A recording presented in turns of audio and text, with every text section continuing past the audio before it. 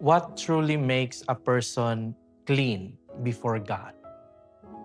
Jesus answers this in today's gospel, and his words are quietly challenging.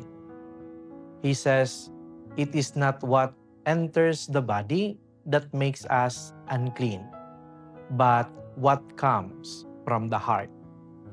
Not food, not customs, but envy, pride, harsh words, hidden anger, and selfish choices."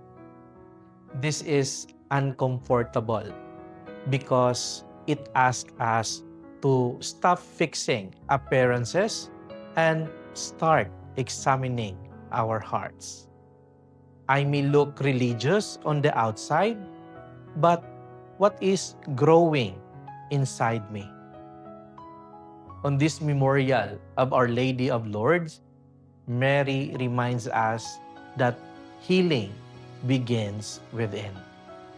God works patiently, gently, and often in silence. So today, let us ask for a clean heart, not just a good image.